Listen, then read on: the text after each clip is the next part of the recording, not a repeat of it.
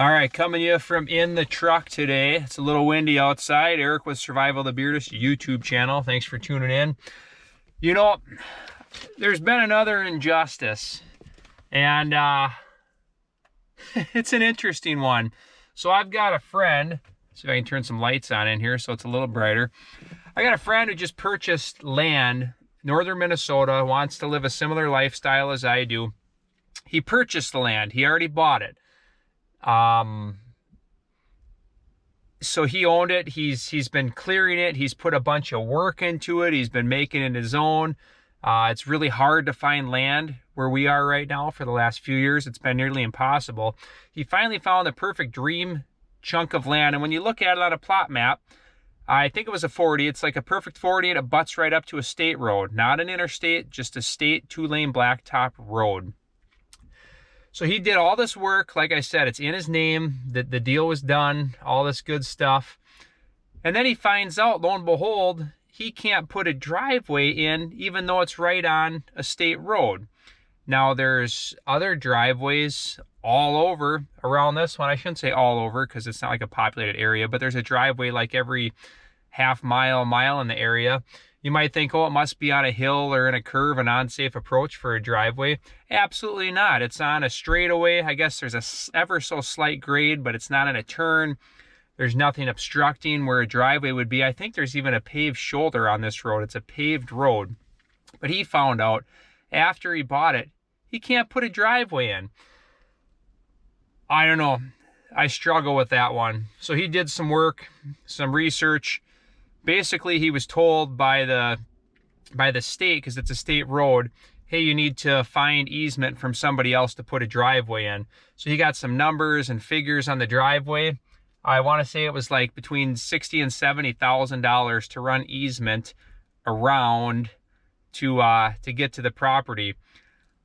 I don't know what you think. I think that's a little ridiculous when he owns right up to the road and there's not like a safety hazard. He can't just put a culvert in and put a driveway in.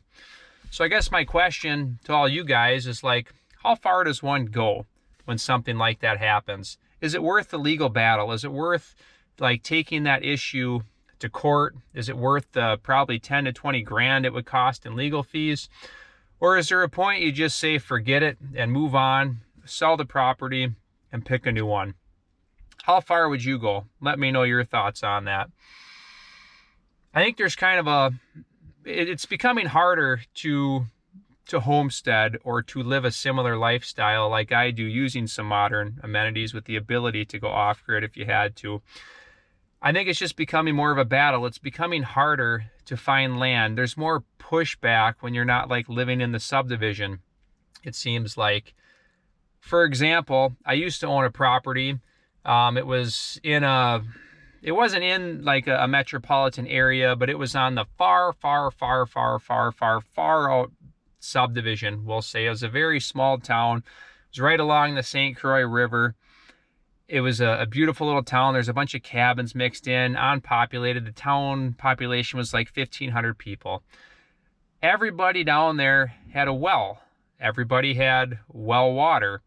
All of a sudden, the city came in, the city of 1,500 or whatever, and said, hey, we're now going to put in city water. We don't want you having your wells anymore. Wells aren't safe. They think people fall down wells that are this wide. I don't know. That's what they think.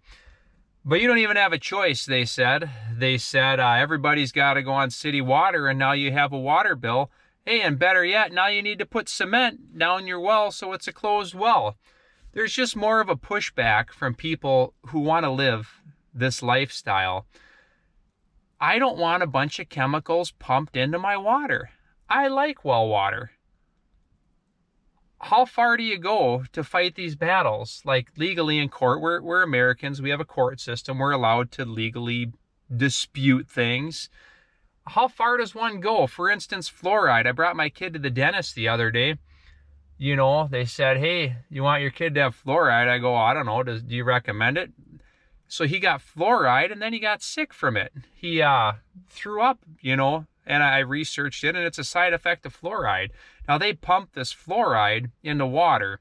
Now, if you live in a place like my previous place of residence, like I talked about, You don't have the option. They just put the fluoride right into the water. They put the chlorine right into the water. They put whatever they want to right into the water, and then they charge you for it. And you don't really have a say about it. I mean, I don't think it's dictated by an elected official. Maybe the mayor or something like that would be an elected official. But nobody really calls the mayor up and says, hey, mayor, I don't like what's in the water, because there's state standards that you need to go by. And sure, state people are elected and whatnot, but there's still all the federal standards. Then you see what I'm going? There's a bunch of hoops to jump through. I just think that there's some pushback with this lifestyle in particular of wanting to just be free. Like, I like my water right out of the ground the way that, like, I feel it was designed to be. I like the minerals that are in there. I like the iron that's in there. And you might prefer to have fluoride and chlorine and whatnot in your water, and that's fine. It's your choice. But I don't think it should be mandated on a level. I mean, just like my friend being told, I've never heard of somebody being denied a driveway, like anywhere that I can think of. And this is a state road, so I realize there's some different restrictions than like a county or a township. But every county or township I've ever heard of, you always get a driveway permit to put a driveway into property that you purchased and own outright.